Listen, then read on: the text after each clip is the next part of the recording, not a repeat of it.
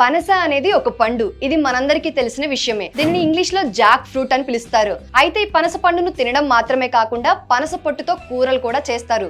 ఇంకా ఆవకాయలు కూడా ప్రిపేర్ చేస్తారు. అయితే దీనిని ఎక్కువగా లోతైన నేలల్లో తూర్పు మరియు దక్షిణ భారతదేశంలో ఎక్కువగా సాగు చేస్తారు. పనస పంటను పండించడానికి అంతగా కష్టపడాల్సిన పని లేదు. అయితే ఒక్కో చెట్టుకి గుత్తులు గుత్తులుగా పనస పండ్లు కాస్తాయి. ఒక్క పనస పండు బరువు సుమారు 20 నుంచి 40 కిలోల వరకు బరువు ఉంటుంది. అంతేకాకుండా ప్రపంచంలో అతి బరువైన 120 కిలోల బరువు కలిగిన పనస పండును సాగు చేసిన శ్రీలంక రికార్డును సాధించింది. వీటిని సాధారణ పంటలుగా పండించకుండా కాఫీ, యాలకులు తోటల్లో ఎక్కువగా పండిస్తారు. ఎందుకంటే వీటిని నీడనిచ్చే పంటగా సాగు చేస్తారు. పనస పంటలు సాధారణంగా Sri Lanka, Malaysia, Brazil, Myanmar, Singapore, భారతదేశంలో ఎక్కువగా సాగు చేస్తారు. భారతదేశంలో ఎక్కువగా అస్సాం, పశ్చిమ బెంగాల్, త్రిపుర, ఉత్తరప్రదేశ్ రాష్ట్రాల్లో మరియు పశ్చిమ కనుమల్లో సాగు చేస్తారు. ఇక ఆంధ్రప్రదేశ్ లో పెరటి చెట్లుగా కూడా పెంచుతారు. వీటిని అరకులోయల్లో ఎక్కువగా కాఫీ, యాలకుల పంటలకు నీడనిచ్చే చెట్లుగా సాగు చేస్తారు. సో మీరు కూడా ఈ పంటను సాగు చేయాలి అనుకుంటున్నారా? అయితే ఈ పనస పంట సాగును ఎలా చేయాలి? పనస పంటలోని రకాలు మరియు జాతులు ఏంటి? పనస పంట సాగుకు అనుకూలమైన వాతావరణం మరియు నేలలు, ఎరువులు మరియు నీటి యాజమాన్యం, తెగుళ్లు మరియు నివారణ, పనస పంట సాగులో పంట కోత, దిగుబడి, నిల్వ ఇలాంటి మరింత సమాచారం నేను మీకు పూర్తి వీడియోలో తెలియజేస్తాను. కాబట్టి వీడియోని స్కిప్ చేయకుండా చివరి వరకు చూడండి. మీరు ఇప్పుడే మన ఛానల్ ని కొత్తగా చూస్తున్నట్టయితే ఫ్రీడమ్ ఫార్మింగ్ తెలుగు ఛానల్ ని సబ్స్క్రైబ్ చేసుకోండి. పక్కనే ఉన్న బెల్ ఐకాన్ ని ప్రెస్ చేయడం మాత్రం అస్సలు మర్చిపోకండి. ఇక ఆలస్యం చేయకుండా వీడియోలోకి వెళ్ళిపోదాం. హాయ్, హలో, నమస్తే. Welcome to freedom farming Telugu channel. నేను మీ శిరీష కందుల. సో ఇప్పుడు పనస పండులోని రకాలు మరియు జాతుల గురించి తెలుసుకుందాం. పనసలోని రకాలు కర్పూరం మరియు ఖర్జూరం. అందులో కర్పూరం రకం గురించి చూద్దాం. ఈ రకం పనస పండును ఊరగాయకు, కూరగాయలకు మాత్రమే ఉపయోగిస్తారు. ఇక రెండవది ఖర్జూరం. ఈ రకం పండు రకం. ఇది రుచికి తీయగా ఉంటుంది మరియు ఔషధ గుణాలను కలిగి ఉంటుంది. ఇందులో విటమిన్లు, పీచు పదార్థాలు, ఖనిజ లవణాలు ఎక్కువగా ఉంటాయి. అయితే ఇవి గట్టి కండ కలిగి క్రిస్పీగా ఉంటుంది. కొన్ని రకాల పనస పండు మెత్తటి కండను కలిగి గుజ్జును కలిగి ఉంటుంది. కొన్ని పనస రకాలు గులాబీ, చంప, హజారి, రుద్రాక్ష వంటి చిన్నవి మరియు గుండ్రని పండ్లు ఎక్కువగా లభ్యమవుతాయి. ఇప్పుడు పనస పంట సాగులో అనుకూలమైన నేలల గురించి తెలుసుకుందాం. పనస పంటను ఏ రకమైన నేలల్లో అయినా సాగు చేయవచ్చు. లోతైన నీరు ఇంకే నేలల్లో బాగా సాగు చేయడానికి అనుకూలంగా ఉంటుంది. ఇంకా మురుగునీరు పోయే సౌకర్యం ఉన్న నేలలు బాగా అనువుగా ఉంటాయి. మెట్ట భూముల్లో కూడా ఈ పంటను సాగు చేయవచ్చు. ఇప్పుడు పనస పంట సాగుకు అనుకూలమైన వాతావరణం గురించి తెలుసుకుందాం. గాలిలో తేమ శాతం తక్కువగా ఉంటే పనస తట్టుకోలేదు. దక్షిణ భారతదేశంలో వెచ్చని మైదాన ప్రాంతంలో వేడితో కూడిన వేడి వాతావరణం కలిగిన ఎత్తైన ప్రాంతాలు ఈ పనస పంట సాగుకు అనుకూలంగా ఉంటుంది. ఇలాంటి వాతావరణంలో పనస చెట్లను పెంచవచ్చు. అయితే ఇది మంచు ప్రాంతాలను ఎక్కువగా తట్టుకోలేదు.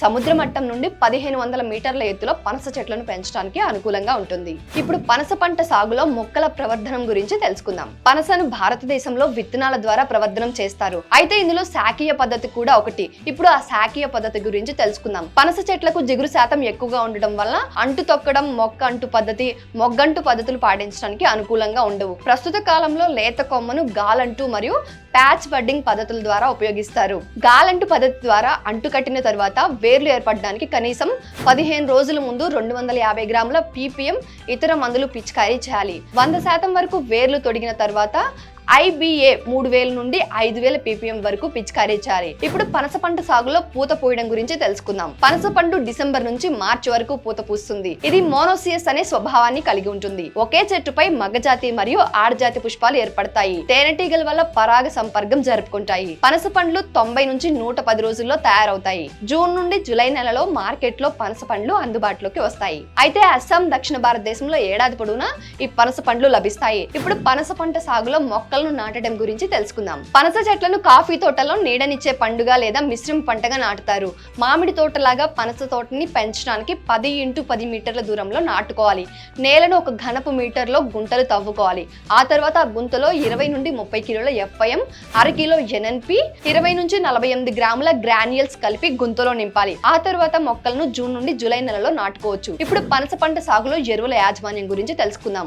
ఎరువులు 1 నుండి 3 సంవత్సరాల వయసు గల చెట్టుకు ఒక్కొక్క మొక్కకు 200 గ్రాముల NPK ఎరువును సంవత్సరంలో అందించాలి. అంతేకాకుండా పనస పండు ఆకుపచ్చ రంగు నుండి పసుపు రంగుగా వచ్చినప్పుడు మాత్రమే కోత కోయాలి. 4 నుంచి 6 సంవత్సరాల వయసు గల మొక్కకు ఒక్కొక్క చెట్టుకు 400:240:120 రేషియోలో ఎన్పికే ఎరువుల్ని సంవత్సరానికి అందించాలి. 7 సంవత్సరాలు అంతకన్నా పైబడిన మొక్కకు ఒక్కొక్క చెట్టుకు 600:500:240 కిలోల ఎన్పికే ఎరువులను ఒక ఏడాదికి అందించాలి. ఇప్పుడు పనస పంట సాగులో నీటి యాజమాన్యం మరియు అంతర పంటల సాగు గురించి తెలుసుకుందాం. నీటి ఎద్దడిని ఎక్కువగా ఉంటే ఈ పంట తట్టుకోలేదు కాబట్టి ఒక్కో చెట్టుకు సరిపడా నీటిని మాత్రమే అందించాలి. వారానికి 1 లేదా 2 సార్లు నీటిని అందిస్తే సరిపోతుంది. పనస పంట సాగులో అంతర పంటలుగా స్వల్పకాలిక కూరగాయ పంటలను వేసుకోవచ్చు. ఉదాహరణకు అలసంద, మినుములు, జొన్నలు, యాలకులు వంటివి. ఇప్పుడు పనస పంట సాగులో సస్యరక్షణ గురించి తెలుసుకుందాం. ఇందులో మొదటిగా పనస పంటను ఆశించే పురుగులు. పనస పంటపై ఎన్నో రకాల పురుగులు వ్యాపిస్తాయి. అందులో షూట్ మరియు ట్రంక్ బోరర్ వంటి పురుగులు ఎక్కువగా వస్తాయి. ఇంకా బ్రాన్ వీవిల్, మిలీబగ్ మొదలైనవన్నీ పనస పంటను ఆశిస్తాయి. పనస పంట సాగులో తెగుళ్లు. కాండం కుళ్ళు తెగులు, పింక్ తెగులు వంటి పలు రకాల తెగుళ్లు పనస పంటను ఎక్కువగా ఆశిస్తాయి. పనస పంటకు ఎక్కువగా కాయలకు కుళ్ళు తెగులు సోకే అవకాశం ఉంటుంది. అయితే పనస పంట సాగుకు సరైన అవగాహన లేకపోవడం చాలా రకాల తెగుళ్లు సోకుతాయి. అనేక రకాల శిలీంధ్రాల వల్ల కాయలకు తెగుళ్లు వ్యాప్తి చెందుతుంది. ఈ శిలీంధ్రాలను ఎక్కువగా గమనించినట్లయితే రాజోపస్, ఆర్టోకార్పస్ అని అంటారు. వీటి వల్లే కాయలకు తెగులు వ్యాప్తి చెందుతుంది. వీటి లక్షణాలను గమనించినట్లయితే పనసకాయకు తెల్లని మచ్చలు ఏర్పడతాయి. ఆ తర్వాత బూడిద రంగులోకి మారుతుంటాయి. ఆ తర్వాత మెల్లిగా ఇది కాయ మొత్తం వ్యాప్తి చెందుతుంది. ఇక తెల్లని శిలీంధ్రాలు ఏర్పడడం వల్ల వాటిపై నల్లని బీజాలు కూడా ఏర్పడతాయి. అంతేకాకుండా పనసకాయ లేతగా ఉన్నప్పుడు పగుళ్లు కూడా ఏర్పడతాయి. ఇలా పగుళ్లు ఏర్పడినప్పుడు చెట్టు నుండి కాయ రాలిపోతుంది. కాబట్టి ఇటువంటి తెగులు వ్యాప్తి గమనించినట్లయితే సరైన యాజమాన్య పద్ధతుల ద్వారా తెగుళ్లను నివారించాలి. ఎక్కువగా నీటి ద్వారా, గాలి ద్వారా, ఈగల ద్వారా మరొక కాయపై చేరతాయి. కాబట్టి తెగులు సోకిన వెంటనే కాయలను కోసి వెంటనే కాల్చివేయాలి. కుళ్ళిన ఆకులను కూడా వెంటనే తీసి కాల్చివేయాలి. చెట్ల నుంచి కాయలు పడినట్లు అనిపిస్తే వెంటనే చెట్టు నుండి కోయాలి. ఇక కాయ కుళ్ళు తెగులు ఎక్కువగా గమనించినట్లయితే వీటిని నివారించడానికి 2.5 గ్రాముల మ్యాంగో జబ్ను 1 లీటర్ నీటిలో కలిపి కాయలు మొత్తం తడిచేలా పిచికారీ చేయాలి. అంతేకాకుండా 2.5 గ్రాముల కాపర్ ఆక్సిక్లోరైడ్ ను లీటర్ నీటిలో కలిపి పిచికారీ చేయాలి. వీటి ద్వారా అన్ని రకాల తెగుళ్లను నివారించవచ్చు. ఇప్పుడు పనస పంట సాగులో కోత గురించి తెలుసుకుందాం. పనస చెట్టు నుండి పండు కోసే ముందు అది పూర్తిగా పక్వం చెంది ఉండాలి. అయితే తీయగా మరియు దాని నుంచి మంచి వాసన కలిగిన తరువాత పనస పండును కాడతో సహా చెట్టు నుంచి వేరు చేయాలి.